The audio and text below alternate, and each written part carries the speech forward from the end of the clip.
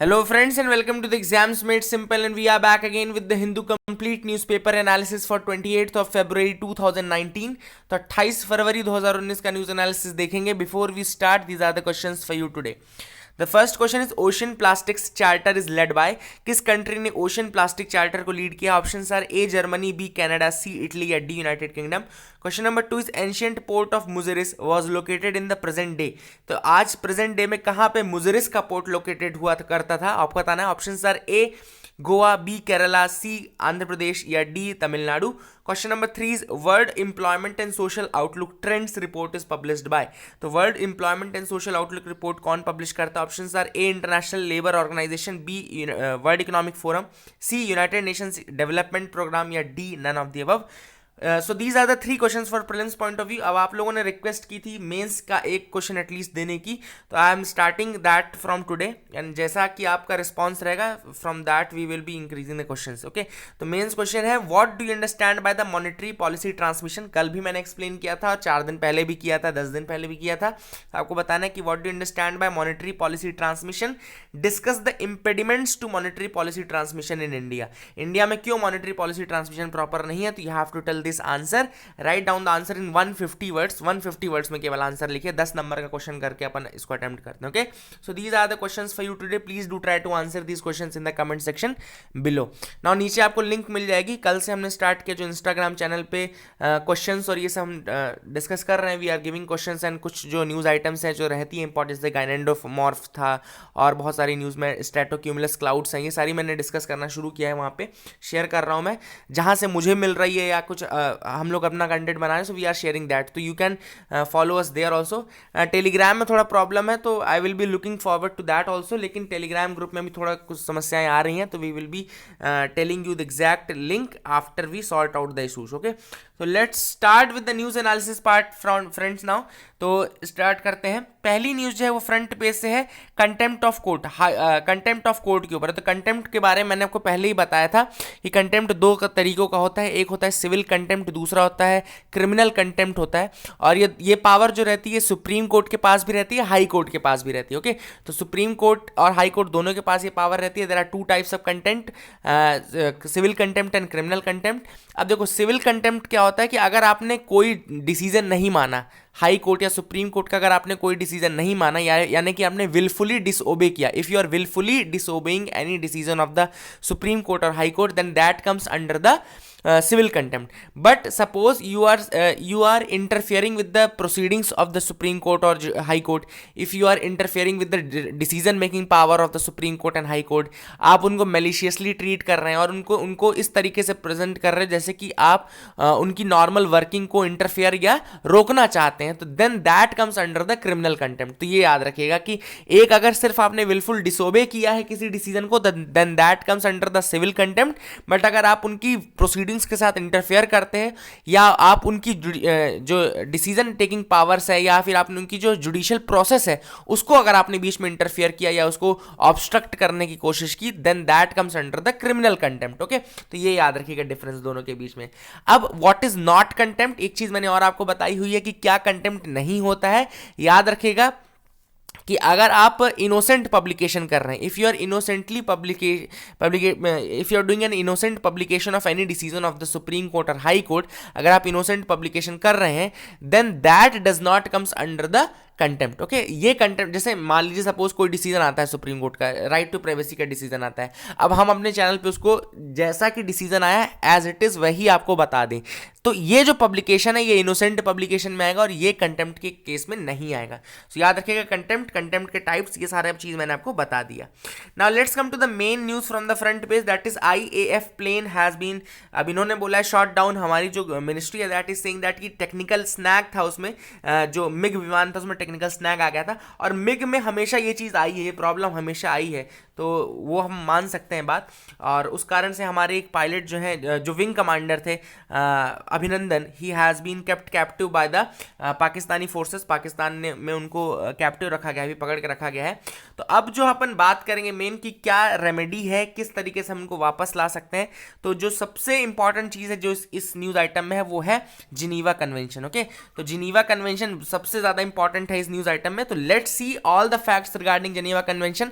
अभी जो मैं आपको बताने वाला हूं उसके बाद आपको जिनेवा कन्वेंशन पूरी तरीके से पता होगा, और आप कोई भी क्वेश्चन जो आने वाले समय में आप कोई भी एग्जाम देते हैं, अगर कोई भी इस तरह से क्वेश्चन आता है जिनेवा कन्वेंशन के ऊपर, तो you will be able to do that. Okay, let's start first, what is Geneva convention और कैसे इसका फॉर्मेशन हुआ। So Geneva conventions are basically a series of treaties, एक सीरीज ऑफ ट्रीटीज हुई थी बिटवीन 1864 टू 1949। याद रखिएगा 1864 से शुरुआत हुई थी। फाइनल जो हमको जिनेवा कन्वेंशन मिलता है वो 1949 में मिलता है, लेकिन आप इसकी जो स्टार्टिंग है वो 1864 से स्टार्ट हो गई थी। ओके, और इसका जो पर्पस था that was for ameliorating the effects of war on soldiers and civilians. अब देखो, जब भी कभी युद्ध होता है तो उसका जो सबसे बड़ा असर होता है, इंपैक्ट होता है, वो किसके ऊपर होता है? वो उस युद्ध में भाग लेने वाले सैनिकों, उनकी फैमिलीज और बाकी सिटीजन्स के ऊपर रहता है, क्या है ना। तो ये सबसे इंपॉर्टेंट, जैसे अभी कश्मीर में अगर गोला बारूद फेंके गए तो वहां कश्मीर के लोग ही परेशान है ना। राजौरी पुंछ में जैसे कल बहुत सारी शेलिंग, बहुत सारी फायरिंग हुई, तो वहां के लोग परेशान होंगे, वहां के जो फाइटिंग में हिस्सा ले रहे हैं वो लोग परेशान होंगे, है ना। तो बेसिकली इनके ऊपर के इंपैक्ट्स को कम किया जा सके, इसलिए जिनेवा कन्वेंशन की शुरुआत या उसकी पहल शुरू हुई। अब ये सबसे इंपॉर्टेंट फैक्ट मैं आपको बताऊंगा, इसका जो कन्वेंशन स्टैब्लिश हुआ था, it was because of the result of red cross founder Henry Dunant. Okay, तो यहां से आपको एक और फैक्ट मिल जाता है कि रेड क्रॉस के फाउंडर कौन थे? Henry Dunant. ये बहुत इंपॉर्टेंट क्वेश्चन है। रेड क्रॉस के फाउंडर पीएससी में ही पूछा गया है, एमपीपीएससी में ही पूछा गया है, आपकी स्टेट पीसीएस का भी अगर आप प्रीवियस ईयर पेपर देखो तो I can be sure that ये क्वेश्चन पूछा गया होगा कि रेड क्रॉस के फाउंडर कौन थे। तो हेनरी डुनांट काफी फेमस नाम है, इनकी पहल के बाद ही ये सब स्टार्ट हुआ। रेड क्रॉस हमेशा से बहुत ज्यादा की जो इंपैक्ट है वो कम रहे इसके ऊपर, उन्होंने पहले भी बहुत सारी दवाइयां दी थी। जब सेकेंड वर्ल्ड वॉर हुआ था उस समय उन्होंने बहुत इंपॉर्टेंट रोल प्ले किया था कि जो वुंडेड लोग थे उनके ऊपर दवाई लगाना, फर्स्ट एड अप्लाई करना, ये सारी चीजें उन्होंने पहले भी की थी। ओके, तो इनके इंपैक्ट के कारण ही जिनेवा कन्वेंशन फाइनली बन पाया और 1949 में हमको फाइनल इसका स्वरूप देखने को मिलता है, लेकिन इसकी स्टार्टिंग 1864 में हो गई थी। तो it was started in 1864 only. Now the rules protecting prisoners of war are specific. अब जो मेन इसमें इसके अंतर्गत आता है, जिनेवा कन्वेंशन के अंदर बहुत सारी चीजें आती हैं, बट बेसिकली ये प्रिजनर्स ऑफ वॉर के लिए है। प्रिजनर्स ऑफ वॉर मतलब कि अगर सपोज दो कंट्रीज में युद्ध हो रहा है, तो अगर आपने दूसरी आर्मी के किसी उसको पकड़ लिया तो वो प्रिजनर ऑफ वॉर कहलाता है। इनफैक्ट जब 1971 का वॉर हुआ था तो हमने मोर देन 90,000 पाकिस्तानी सोल्जर्स को हमने पकड़ा हुआ था। Okay, but we left them, हमने उनको छोड़ दिया। ओके, तो ये चीज़ भी पाकिस्तान को नहीं भूलनी चाहिए। 1971 का वॉर हम चाहते तो 90,000 प्लस 90,000 से ज़्यादा सैनिक थे, अब आप इमेजिन कर सकते हो, उनको हमने छोड़ा था, प्रिजनर ऑफ वॉर को छोड़ा था। तो बेसिकली अब जो इसका डिटेलिंग, फर्स्ट डिटेलिंग हुआ था प्रिजनर ऑफ वॉर का, वो 1929 के जिनेवा कन्वेंशन में हुआ था, और फाइनल जो इसका अमेंडेड वर्जन हमको देखने के लिए मिलता है वो 1949 के जिनेवा कन्वेंशन में मिलता है। Okay, after the lessons of world war 2, world war 2 के बाद और उसमें चेंजेस किए गए और 1949 में हमको फाइनल जिनेवा कन्वेंशन का वर्जन देखने के लिए मिलता है। एंड फर्स्ट टाइम जब ये प्रिजनर ऑफ वॉर इंक्लूड किया गया था तो 1929 में इंक्लूड किया गया था, तो ये भी याद रखेगा। अब सबसे बड़ी बात कि क्या अभिनंदन वर्तमान, जिनको पकड़ा गया एयरफोर्स के पायलट, क्या वो प्रिजनर ऑफ वॉर है या नहीं? तो याद रखेगा कि हमारी मिनिस्ट्री को, हमारी गवर्नमेंट को एटलीस्ट डिक्लेयर करना पड़ेगा कि he is a prisoner of war. सबसे बड़ी बात, क्योंकि अभी दोनों ही पार्टीज ने उनको प्रिजनर ऑफ वॉर नहीं घोषित किया है। तो अगर उनको प्रिजनर ऑफ वॉर नहीं घोषित करते तो मतलब ये सारी चीज आप समझ में आ रहा है ना कि आपको पहले ये घोषित करना पड़ेगा कि he is a prisoner of war. अगर आप घोषित कर देते हो कि he is a prisoner of war, then article 118, जो आर्टिकल 118 है वो जिनेवा कन्वेंशन का, वो कहता है कि prisoner of war shall be released and repatriated without delay after the cessation of active hostilities. मतलब आप प्रिजनर ऑफ वॉर को तभी तक पकड़ सकते हो जब तक एक्टिव हॉस्टिलिटीज है। जैसे ही एक्टिव हॉस्टिलिटीज खत्म होती हैं आपको प्रिजनर ऑफ वॉर को छोड़ना पड़ेगा, रीपैट्रिएट करना पड़ेगा। This is what the Geneva convention says. Okay, तो ये बहुत इंपॉर्टेंट पॉइंट है, याद रखेगा। अब एक आर्टिकल 13 है थर्ड जिनेवा कन्वेंशन का। आर्टिकल 13 क्या बोलता है? Prisoners of war must at all times be humanely treated. तो उनको ह्यूमेनली ट्रीट करना है। तो कल जैसे अभिनंदन का एक वीडियो और रिलीज हुआ था जिसमें वो चाय पी रहे थे, तो आई थिंक कि पाकिस्तानी फोर्सेस को भी इसके बारे में आइडिया है और उनको इसी कारण से शायद उनको ऐसा ट्रीटमेंट बाद में देना शुरू किया गया। पहले वो मॉब के बीच में थे, तब उनको बहुत सारा उनके साथ हरासमेंट भी किया गया, उसको सो के उस वीडियो को दिखाया भी गया, and that was not very good. लेकिन बाद में आई थिंक कि जब सीनियर ऑफिसर्स आए होंगे तो उन्होंने जरूर जिनेवा कन्वेंशन के बारे में जानते रहे होंगे और उन्होंने फिर ह्यूमैनिटी ट्रीटमेंट का स्टार्ट किया। तो ये चीज़ बोलता है आर्टिकल 13 जिनेवा कन्वेंशन का, एंड एनी अनलॉफुल एक्ट और omission of the detaining omission by the detaining power causing death or seriously endangering the health of the prisoner of war in custody is prohibited and is regarded as a breach of the convention। मतलब अगर आपने कोई ऐसी चीज की कि जो prisoner of war था उसकी डेथ हो जाती है, वो सीरियसली इंजर्ड हो जाता है, तो फिर उसको ये माना जाएगा कि उन्होंने कन्वेंशन को ब्रीच कर दिया है। सो ये याद रखेगा, इस कारण से भी पाकिस्तान उनके साथ बुरा व्यवहार नहीं कर सकता है एंड उनको अच्छे तरीके से ट्रीट करना पड़ेगा। सो this is the thing which is very important, you all must understand this, and prisoner of war must at all times be protected particularly against the acts of violence or intimidation। तो prisoners of war को हर समय protect करना है आपको, particularly against the acts of violence or intimidation, and ये याद रखिएगा, ये सारी चीजें जिनेवा कन्वेंशन के अंतर्गत बोली गई हैं। तो जिनेवा कन्वेंशन आई होप अब आपको क्लैरिटी आ गई होगी। हेनरी डुनांट और ये 1864 से 1949 1949 में फाइनल रूप देखने के लिए मिलता है और प्रिजनर ऑफ वॉर डिक्लेयर करना पड़ेगा, उसके बाद ही अपन जिनेवा कन्वेंशन के अंदर उनको छुड़ाने की बात कर सकते हैं।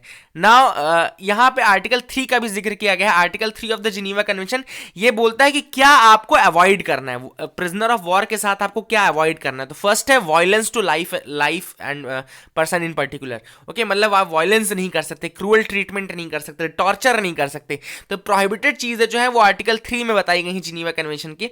दूसरी, you can not taking of hostages, you can not do outrage upon the personal dignity, and you cannot pass the sentences and carrying out executions without previous judgment pronounced by regularly constituting courts, है ना। तो ये सारी चीजें आप directly नहीं कर सकते कि आप उनको सजाए मौत दे दो या आप ये सारी चीजें कर दो, एंड ये याद रखेगा आर्टिकल 3 के अंतर्गत बताया गया कि क्या आपको नहीं करना है under the Geneva convention. I hope अब आपको क्लैरिटी आ गई होगी।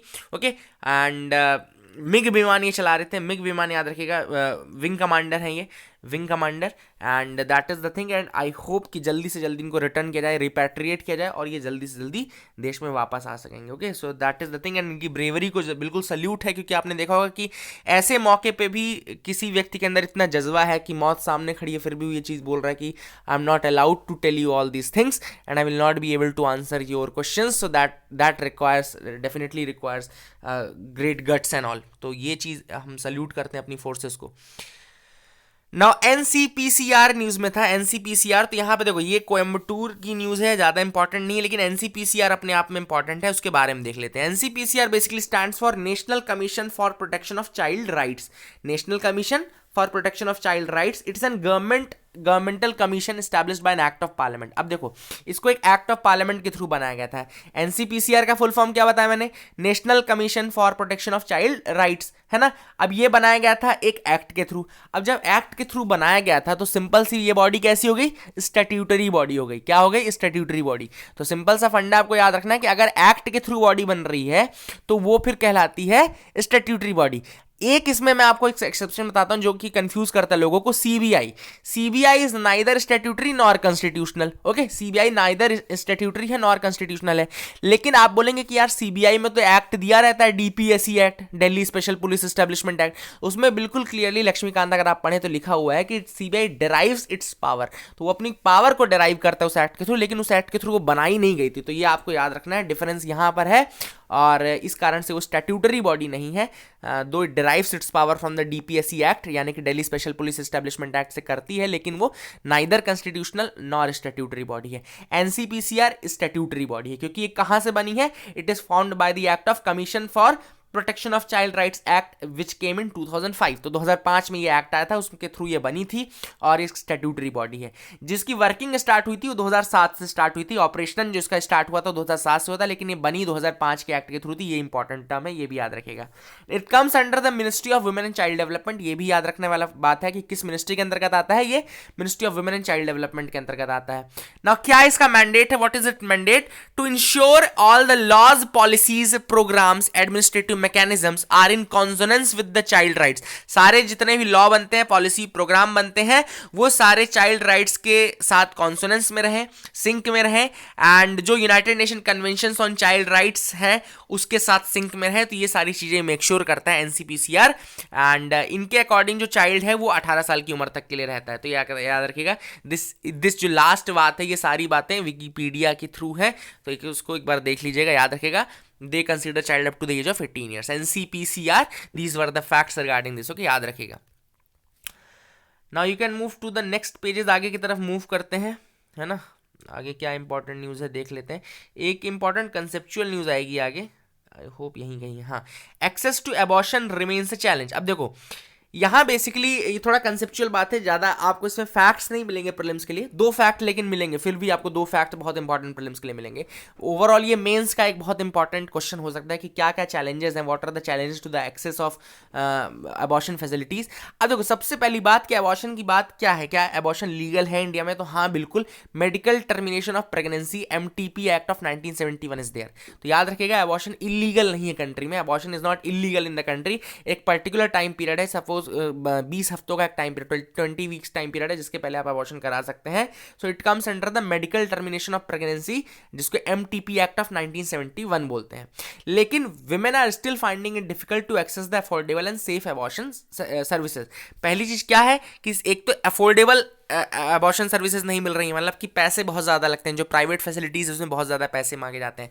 फिर जब उनके पास कोई पैसे नहीं रहते तो क्या करते हैं कि वो इनफॉर्मल सोर्सेज के पास जाते हैं, और वहाँ पर वो फिर कॉम्प्लेक्शंस या कॉम्प्लेक्सिटीज़ शुरू हो जाती हैं, इसलिए वो सेफ नहीं रह जाता. तो 2 हमने प्रॉब्लम देख ली, एक तो अफोर्डेबल की प्रॉब्लम है, दूसरा सेफ्टी की प्रॉब्लम है. ओके, तो करना क्या चाहिए कि we should try to provide better abortion services at primary health service centres, और उनको कम पैसे में करना चाहिए.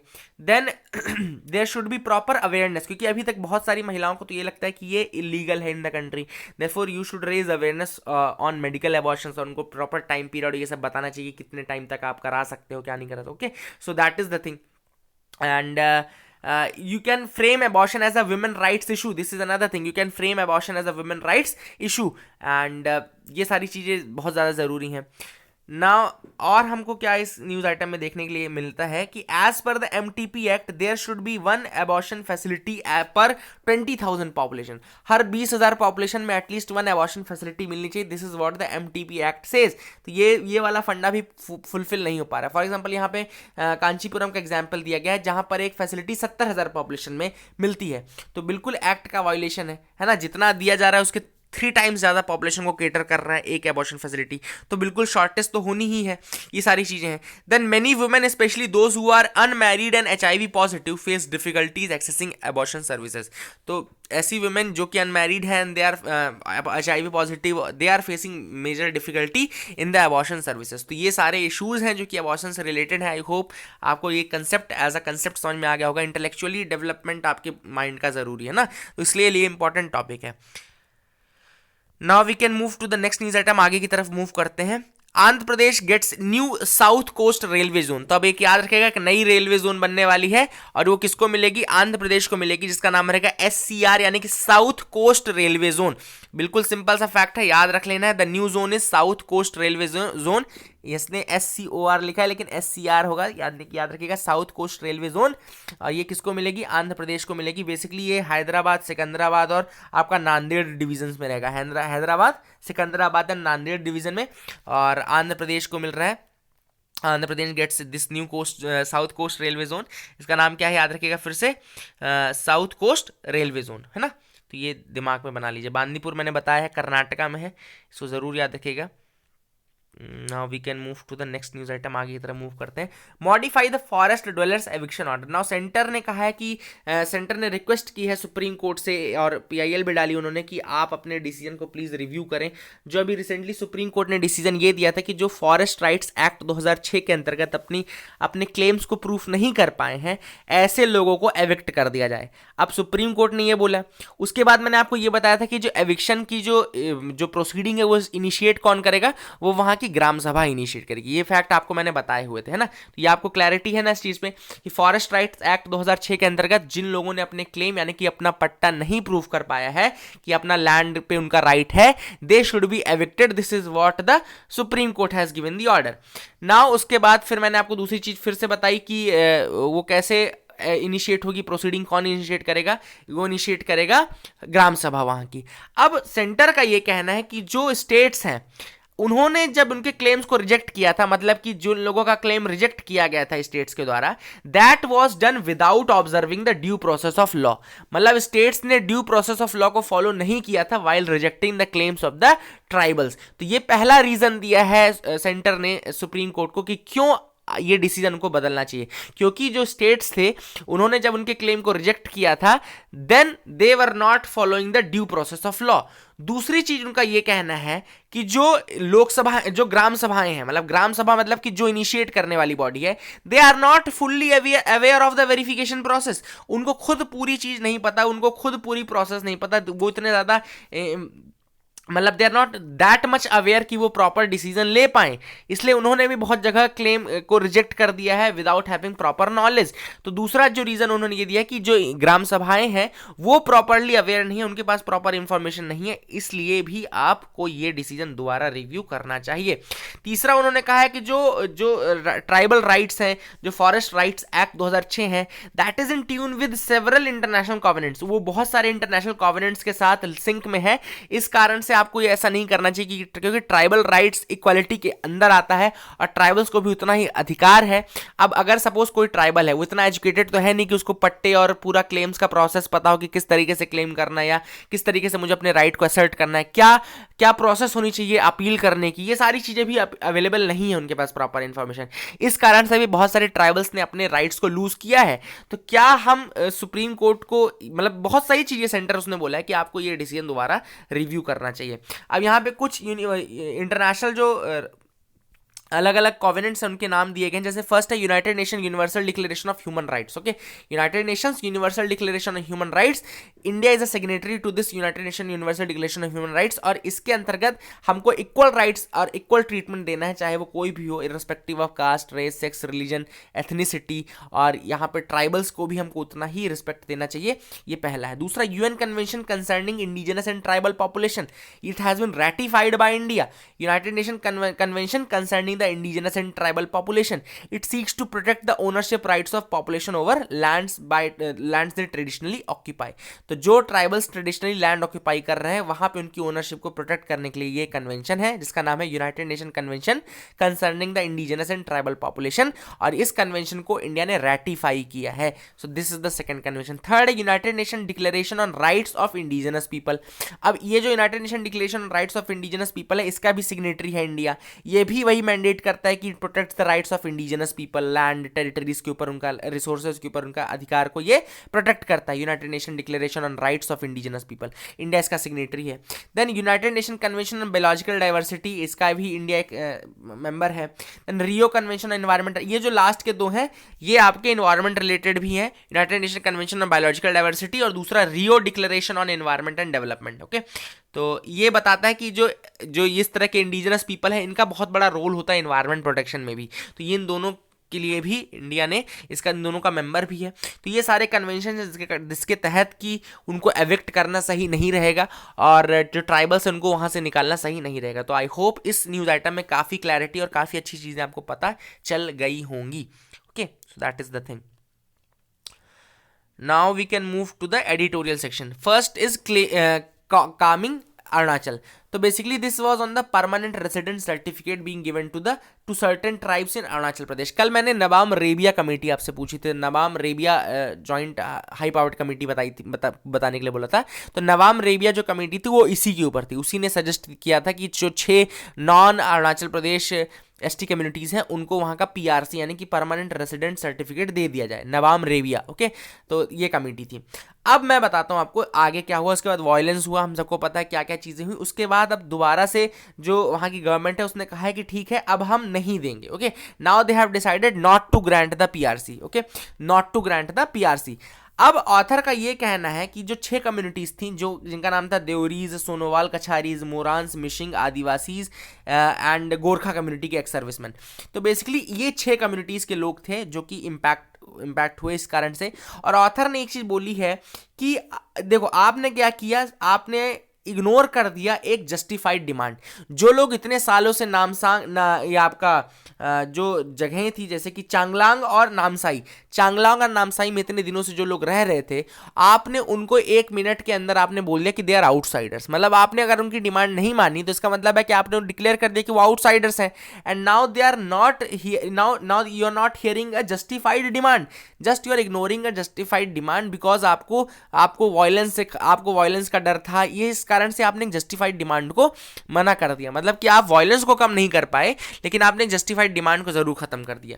अब इंडिजिनस जो वहां के लोग हैं, देखो सबसे बड़ी बात कि इंडिजिनस जो वहां के लोग हैं, दे आर सेइंग दैट कि अगर आपने उनको यहाँ का पीआरसी दे दिया, that means that they can claim the land here and all, then उनको एसटी भी आप घोषित कर दोगे। तो बेसिकली वहां के जो लोग, उनका डर ये था कि अगर इनको आज ये यहाँ पे पीआरसी मिल जाता है तो कल को यहाँ की एसटी कम्युनिटी भी बन जाएंगी। तो that is the issue which is there, और इस कारण से उन्होंने इतना एथनिक डिस्कॉर्ड वहां पे चल रहा है। एथनिक डिस्कॉर्ड मतलब कि यार नॉर्थ ईस्टर्न स्टेट्स में ये प्रॉब्लम बहुत ज्यादा रही है, एथनिक डिस्कॉर्ड की प्रॉब्लम। आगे मैं आपको डिस्कस करूंगा कैसे मतलब लोगों को दिक्कत है। जैसे मिजोरम में चकमा का इशू चलता है, मणिपुर में हिल वर्सेस वैली का इशू चलता है कि जो हिल ट्राइब्स हैं, जो वैली ट्राइब्स हैं, हिल ट्राइब्स वैली ट्राइब्स में नहीं पसंद करती, वैली ट्राइब्स हिल ट्राइब्स को नहीं पसंद करती, तो वो मणिपुर का डिस्प्यूट है। देन असम में आपका माइग्रेशन का इशू हमेशा से रहा है, जो इलीगल माइग्रेशन बांग्लादेश और ऑल ये सब हमेशा से रहा है। मेघालय में सिख रेसिडेंट्स के ऊपर अटैक किया गया था। अरुणाचल प्रदेश में चकमा होजोंग सिटीजनशिप का इशू चलता है अरुणाचल प्रदेश रीजन में। तो यहाँ पे इस रीजन में स्पेशली बहुत ज़्यादा इशू रहता है कि मतलब कौन वहाँ का इंडिजिनस है, कौन इंडिजिनस नहीं है। इसी तरीके से जो ग्रेटर नागालिम की बात की जाती है, नागा पीपल को एक करने की बात की जाती है, वो भी अपने आप में एक इशू ही है, ग्रेटर नागालिम जिसके कारण एनएससीएन, खापलांग और ये सब आईएम इजाक मुइवा ग्रुप बने थे। तो ये इश्यूज बहुत ज़्यादा नॉर्थ ईस्ट में चलते हैं। लेकिन यहाँ पे ऑथर का ये कहना है कि ये एक जस्टिफाइड डिमांड थी, क्योंकि वो हमेशा से रह रहे थे, इतने सालों से रह रहे थे, और उसके बाद आपने उनको 1 मिनट के अंदर उनको आउटसाइडर कर दिया बिकॉज ऑफ द थोड़ा वायलेंस हुआ इस कारण से। Now editorial highlights that all this ethnic identity has trumped the civic consciousness. तो जो ये एथनिक आइडेंटिटी है और एथनिक जो ये डिस्पैरिटी है यहाँ पे नॉर्थ ईस्टर्न स्टेट्स में, उसने सिविक कॉन्शियसनेस जो यानी कि जो सिटीजन्स की कॉन्शियसनेस होनी चाहिए उसको ट्रम्प कर दिया, यानी कि उसको हरा दिया, उसको दबा दिया है। तो एथनिक आइडेंटिटी हावी हो गई है नॉर्थ ईस्टर्न स्टेट्स में, ये कहना है ऑथर का। Ethnic identity has taken the place of civic consciousness. So that is a very important point. Editorial says that it is the duty of the government to ensure that civic consciousness prevails and every resident is provided with equality of opportunity. तो हर resident को equality of opportunity का अधिकार है। आप ऐसे कब तक करते रहोगे, मतलब कब तक आप इन चीज़ों से घबराओगे, और कब तक आप एक जैसे 2 कमिटी बनी थी, पहले तन्मय कमेटी बनी थी, उसके बाद आपकी नबाम रेबिया कमेटी बनी। नबाम रेबिया कमेटी ने ये डिसीजन लिया तो उसको आपने पहले माना, फिर आपने नहीं माना, तो कुछ सोच के माना गया होगा ना वो डिसीजन, और फिर आपने उसको ऐसे ही मतलब जस्ट आपने देखा कि इस तरह की चीजें हो रही हैं तो आपको उसको कंट्रोल करना चाहिए था। लेकिन इक्वालिटी और राइट्स तो मिलने चाहिए ना, राइट्स तो देने चाहिए आपको दूसरों को।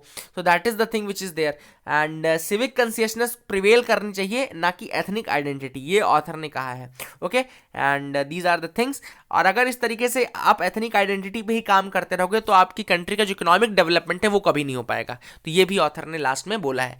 Think like a civilisation. Now this is Shiv Vishwanathan, बहुत ज्यादा कॉम्प्लेक्स एडिटोरियल लिखते हैं ये। This was on why we should go for peace instead of war. Now ये आर्टिकल जो उन्होंने लिखा है, ये लिखा है कि हमको पीस के लिए जाना चाहिए, ना कि वॉर के लिए। अब ये बैकग्राउंड इसका वही है कि इंडियन एयरफोर्स पाकिस्तान की टेरिटरी में घुस गई पुलवामा अटैक के लिए, और उन्होंने फिर थोड़ा रिटेलिएट किया। अब जो कंट्री में एक जिंगोइज्म चल रहा है, जिंगोइज्म मतलब एक्सट्रीम नेशनलिज्म चल रहा है, और वो कह रहे हैं कि वॉर होना चाहिए। इनफैक्ट कल मैंने बोला भी था कि जो पबजी खेलते हैं वो भी बोल रहे हैं कि हाँ बिल्कुल वॉर होना चाहिए। तो पबजी खेलने वालों से तो बिल्कुल सजेशन नहीं लेना चाहिए हमको ना। अब देखो आर्टिकल में ये बोला गया है ऑथर द्वारा कि पीस जो है वो प्रिवेल करना चाहिए, ना कि वॉर। हमको वॉर को नहीं पिच करना चाहिए। War creates a school boy loyalty, half boy scout and half mob which becomes epidemic. मतलब ये बहुत अच्छा कोट आप लिख सकते हैं कि war creates a school boy loyalty, मतलब जैसे स्कूल बॉय की लॉयल्टी रहती है वो क्रिएट होती है, half boy scout and half mob which becomes epidemic. तो ये इन्होंने कोट किया है शिव विश्वनाथन में कि वॉर नहीं होना चाहिए। Then peace demands a courage few man have, दूसरी चीज उन्होंने कही है। देखो ये पूरा ऊपर ऊपर का फिलोसॉफिकल थोड़ा ज़्यादा आर्टिकल है, लेकिन फिर भी ज़रूरी है। देखो मैं क्यों बोल रहा हूँ ज़रूरी है, क्योंकि हमेशा फैक्ट्स बटोरने की कोशिश मत करो, अपना मेंटल डेवलपमेंट करने की कोशिश करो। तो इन सब चीज़ों से आपका मेंटल डेवलपमेंट होता है। Peace demands a courage only few man have, that is a very important point. केवल कुछ लोगों के अंदर ऐसी ताकत होती है कि वो माफ़ कर पाएँ या वो पीस को सह पाएँ। This is what the author is saying, these all are the points of author. Sorry. Now, author says that due to hysteria of war, doubt and dissent becomes impossible, rationality is rare and pluralism remote possibility. तो author ने कहा कि rationality Trump हो जाती है जब आप war की बात करते हो तो। और दूसरी चीज़ कि हम कभी वॉर फाइटिंग सोसाइटी नहीं रहे। We are not a war fighting society like Vietnam and Afghanistan. We are peace living people. हमको देखो, आप पुलवामा में अटैक हुआ, आपने उसका बदला ले लिया, दैट इज इट। उसके बाद आपको रुक जाना चाहिए। अब हमने अवेंज तो कर ही लिया है ना। देखो तब तक तो मैं भी सपोर्ट करता हूं, जब अगर आपने हमारे साथ कोई गद्दारी की, आपने हमारे साथ धोखा दिया, तो हमने अवेंज किया, हमने उसका रिवेंज लिया। हमने उरी में भी लिया था, हमने म्यांमार में भी लिया था जब NSCN खापलांग का था, और हमने अभी पुलवामा के बाद भी लिया है। लेकिन अब उसको आगे बढ़ाते रहना ये गलत हो जाएगा ना। आप भी समझ रहे हो कि नहीं? उसको आगे बढ़ाते रहना गलत है। देखो रिवेंज लेना बिल्कुल सही है, क्योंकि हमारे जो शहीद हैं उन्होंने अपनी जानें खोई हैं, तो हमको बिल्कुल हक है कि हम उनकी लाइफ को, जो उनकी लाइफ गई है, उसको अवेंज करें, उसका रिवेंज लें। ओके, लेकिन उस चीज को आगे बढ़ाते रहना और ज्यादा लोगों को, मासूम लोगों की अब आगे जाने जाए, तो ये नहीं होना चाहिए। This is what the author is saying basically. और ऑथर ने ये कहा है कि जब वॉर होता है तो सबसे बड़ी चीज जो हारती है वो है रेशनैलिटी, और दूसरी चीज जो हारती है वो है डेमोक्रेसी। ओके, वॉर के टाइम में दो चीजें हार जाती हैं, वो है रेशनैलिटी और डेमोक्रेसी। और जो वॉर है, ये जब हम वॉर का सोचते हैं then we are thinking like a nation, लेकिन जब हम पीस का सोचते हैं then we are thinking like a civilisation. यही ऑथर ने कहा है, when we think of war we are thinking in terms of a nation, but when we are thinking of peace we are thinking of civilization, और Indian civilization has given Gandhi, Buddha, Nanak, Kabir, Gaffar Khan to the world. Okay, तो हमने विश्व को खान अब्दुल गफ्फार खान, बुद्धा, नानक, कबीर और गांधी जैसे लोग दिए, जिन्होंने सत्य अहिंसा के रास्ते में चलना हमको सिखाया। And author says that peace is not an effeminate challenge to the machismo of national security state as ideal, but civilization responds to the brutality of a nation state. मतलब पीस जो है वो रिस्पॉन्स है to the brutality of a nation state, इसलिए हमको peace की तरफ जाना चाहिए, which is a civilisational response. तो पीस जो है सिविलाइजेशनल रिस्पॉन्स है, और वॉर जो है that is the brutality of a nation state. तो ऑथर ने ये सारी चीजें बोली, मैंने आपको बता दी, आपके दिमाग में सेट हो जानी चाहिए। Now telling a virus, basically this article is on the Zika virus. अब ये आर्टिकल जो है वो जीका वायरस में है। जीका वायरस के बारे में आपको बता दूं, it gets it name from the Zika forest of Uganda. Zika forest है युगांडा में, जहां पहली बार ये 1947 में आइसोलेट किया गया। जब हम आजाद हुए तो युगांडा के फॉरेस्ट में जीका वायरस भी वहां पे आइसोलेट हुआ है ना। Now Zika can spread from pregnant women to her baby, और वहां पे जब ये प्रेग्नेंट वुमेन में होता है तो बहुत ज्यादा कॉम्प्लेक्स केस कर देता है। माइक्रोसेफेली, माइक्रोसेफेली मतलब जो हेड है एबनॉर्मली स्मॉल हो जाता है, बहुत छोटा हो जाता है, एबनॉर्मली स्मॉल हेड हो जाता है बेबी का, और वो कहलाता है microcephaly. That is because of this Zika virus only. Adults में ये एक सिंड्रोम पैदा करता है जिसको कहते हैं गिलियन बैरी सिंड्रोम। ओके, तो in adults it can result in Guillain Barre syndrome. And Zika is spread by Aedes aegypti mosquito. किस मॉस्किटो से स्प्रेड होता है? एडीज एगिप्टी मॉस्किटो से। And it spreads in stagnant water. तो ये सारे facts थे which are there regarding Zika. अब ऑथर ने कहा है कि देखो हम क्या करते हैं, जब कोई आउटब्रेक हुआ हमने उस समय तक उसको बहुत ध्यान दिया, लेकिन जैसे ही वो आउटब्रेक खत्म होता है हम उस पर ध्यान देना बंद कर देते हैं। जैसे कि राजस्थान और मध्य प्रदेश में जीका का थोड़ा आउटब्रेक हुआ तो हमने उस पर ध्यान देना शुरू किया था, लेकिन जैसे ही अब केसेस मिलना बंद हो गए तो अब फिर से हमने उसमें रिसर्च करना बंद कर दी। ऑथर हैज सजेस्टेड दैट कि यही टाइम परफेक्ट टाइम है कि हम जीका के बारे में और डेटा कलेक्ट करें और आगे के लिए बिल्कुल सिक्योर हो जाएं, ताकि आगे अगर कभी इस तरीके का मिसहैप होता है, अगर दोबारा से आउटब्रेक होता है तो हम प्रिपेयर रहे। तो ऑथर ने बहुत अच्छा पॉइंट दिया कि what we are doing is that कि जब कोई चीज मौके पे हुई तब तो हमने बहुत ध्यान दिया, लेकिन वो चीज जब खत्म हो गई तो फिर हमने आगे के लिए प्रिपेयर्डनेस नहीं रखी है। तो बेसिकली हमको प्रिपेयर्ड होना चाहिए फॉर फर्दर सच आउटब्रेक्स। तो आगे में कभी ऐसा आउटब्रेक ना हो, उसके लिए हमको प्रिपेयर हो जाना चाहिए। नाउ मसूद अजहर के ऊपर ये article basically United nation security council के ऊपर लिखा गया है एंड उनके रिस्पांस के ऊपर लिखा गया है। अब ऑथर ने कहा है कि यूनाइटेड नेशन सिक्योरिटी काउंसिल का जो रिस्पांस था वो बहुत थर्ड कैटेगरी का रिस्पांस था। मतलब थर्ड कैटेगरी मतलब बहुत थर्ड क्लास नहीं होती कोई चीज़, तो वैसा रिस्पांस दिया। जैसे कि चलो हम कड़ी निंदा करते हैं। कड़ी निंदा तो यार सब करते हैं, कड़ी निंदा से क्या होता है? कड़ी निंदा मत करो ना, कुछ एक्ट करके दिखाओ। तो ऑथर ने वही बोला कि 3 तरीके से रिस्पॉन्स करता है यूनाइटेड नेशन सिक्योरिटी काउंसिल, किसी भी इशू में 3 तरीके से ही रिस्पॉन्स करता है। एक तो कड़ी निंदा कर देता है, दूसरे उनके कड़ी निंदा जो की जाती है उनके द्वारा उसको एक्सेप्ट कर लेता है, तीसरा कि कोई ऐसा सड़ा सा रेजोल्यूशन पास कर देगा और फिर उसको अडॉप्ट कर लेगा रेजोल्यूशन। वो इन्फोर्सेबल हो भी सकते हैं, इन्फोर्सेबल नहीं भी हो सकते हैं, तो ऐसे एडवाइजरी रेजोल्यूशन कर लेगा। तो इन 3 तरीकों से रिस्पॉन्ड करता है यूएनएससी। अब ऑथर ने ये कहा है कि यूएनएससी के लिए हमको जाके वहां पे गुहार नहीं लगानी चाहिए बार बार, हमको ये नहीं सोचना चाहिए कि हम वहाँ यूएनएससी में एक रेजोल्यूशन पास हो जाए मसूद अजहर के अगेंस्ट ये सब, क्योंकि वो हमारे लिए यूजफुल नहीं रहेगा। रादर हमको क्या करना चाहिए कि हमको अपने लेवल पे अपने लिए प्रिपेयर होना चाहिए। ओके, हमको अपने लेवल पे प्रिपेयर होना चाहिए कि आगे ऐसे अगर कोई ऐसी चीज होती तो हम किस तरीके से उसका सामना करेंगे, किस तरह से उसको हैंडल करेंगे बेसिकली। ओके, तो और आगे पाकिस्तान क्या करने वाला है? बेसिकली पाकिस्तान ये करने वाला है कि वो जरूर जाके गुहार लगाने वाला है इंडियन एयरफोर्स के अगेंस्ट, तो हमको उसके लिए भी रिस्पॉन्स तैयार कर लेना चाहिए कि हम वहां जाके क्या बोलेंगे, है ना। तो ये बेसिकली इश्यूज हैं। और यूनाइटेड नेशन सिक्योरिटी काउंसिल का जो मैंने रिस्पांस बताया कि अटैक के बाद, पुलवामा अटैक के बाद हमने जो एक्शन लिया, तो बहुत थर्ड कैटेगरी का अटैक रिस्पांस था, है ना, याद रखिएगा। A patchwork approach to GST problems, basically this article is written on how the simplicity and transparency of GST is being eroded. जो सिंप्लिसिटी लाने की बात जीएसटी ने की थी, वन नेशन वन टैक्स और ये सारी चीजें लाने की बात जो जीएसटी ने की थी, उसको किस तरीके से उसकी सिंप्लिसिटी को डिस्ट्रॉय किया जा रहा है, this is what the author has said. Okay, अब अरविंद सुब्रमण्यम ने क्या सोच के बोला था? अब देखो, author says that Arvind Subramanian suggested 3 rates under the GST. Arvind Subramanian ने 3 रेट्स बताए थे जीएसटी के अंतर्गत।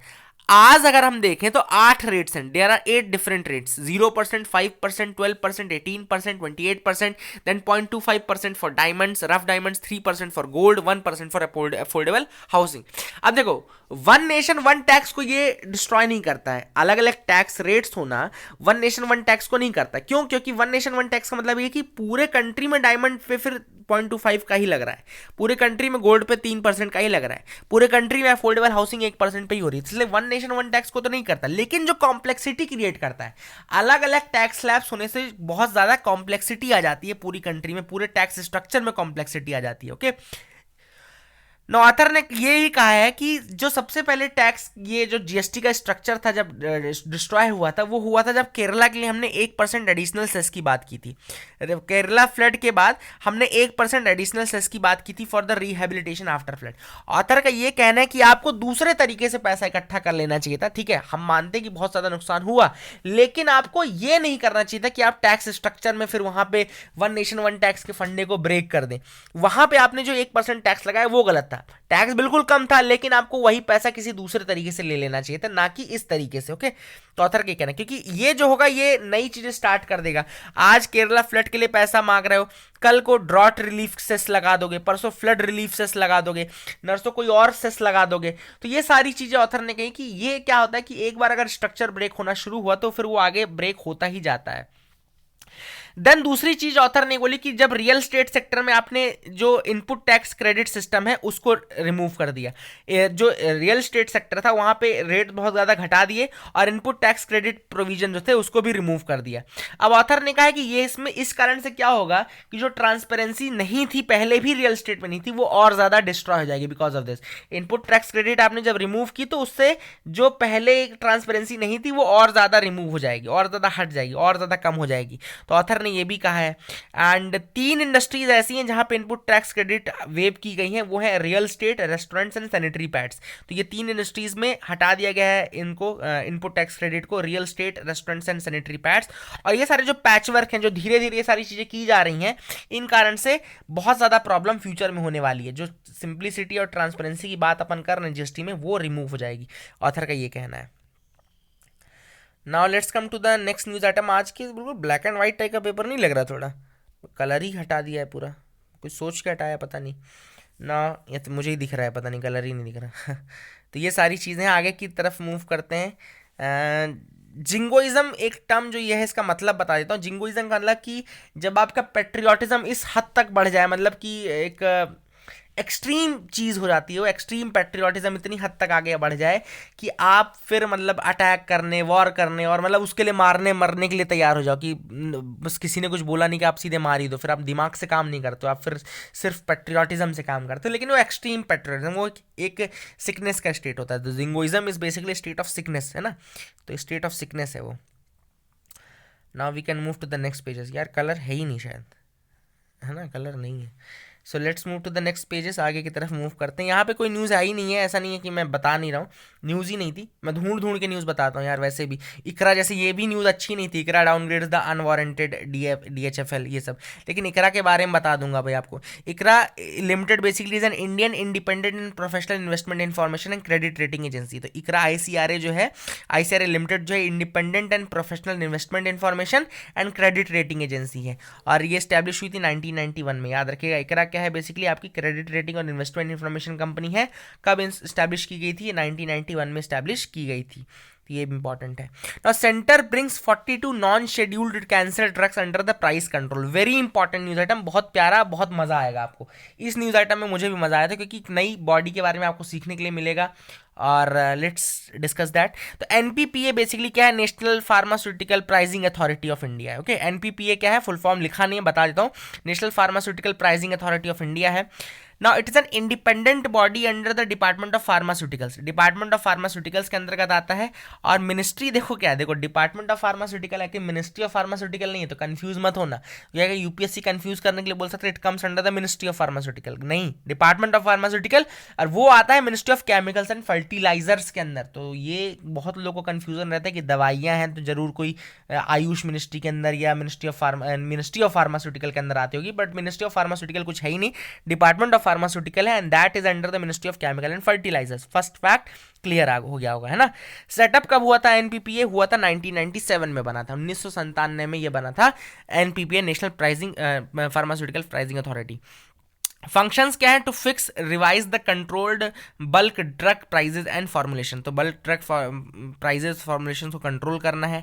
Enforce the prices and availability of medicine under the drugs price control order of 1995-2013। तो देखो ये भी इंपॉर्टेंट है, DPCO drug prices control order जो लेटेस्ट है वो 2013 का है। ये याद रखिएगा कि जो latest drug prices control order है 2013 का है, उसी के अंतर्गत प्राइजेस को फिक्स करना, सीलिंग उनकी तय करना कि कितना मैक्सिमम प्राइस हो सकता है कुछ ड्रग्स का, वो डिसाइड कौन करता है? आपका NPPA करता है। अब देखो सबसे इंपॉर्टेंट बात, जो सबसे इंपॉर्टेंट बात आपके दिमाग में आ रही होगी कि NPPA कैसे पता करता है कि कौन सी ड्रग का प्राइस फिक्स करना है, सील करना है या नहीं करना है? याद रखिएगा, it currently fixes the prices of drugs placed in national list of essential medicine. जिन दवाइयों को national list of essential medicine के अंदर डाल दिया जाता है, या फिर जो दवाइयां शेड्यूल 1 ऑफ द DPCO 2013 रहती है, यानी कि जो ये आपका ड्रग्स प्राइसेस कंट्रोल ऑर्डर 2013 की शेड्यूल 1 की जो दवाइयां हैं, और जो दवाइयां national list of essential medicine के अंदर आ जाती हैं, उन दवाइयों के प्राइसेस को ये फिक्स करता है, उनकी सीलिंग को ये फिक्स करता है। That is very very important. I hope clarity आ गई होगी। जो दवाइयां national list of essential medicine के अंदर आ जाती हैं, या फिर जो दवाइयां शेड्यूल 1 ऑफ DPCO यानी कि ड्रग्स प्राइसेस कंट्रोल ऑर्डर 2013 के अंतर्गत आ जाती हैं, उनके प्राइसेस को ये फिक्स करता है।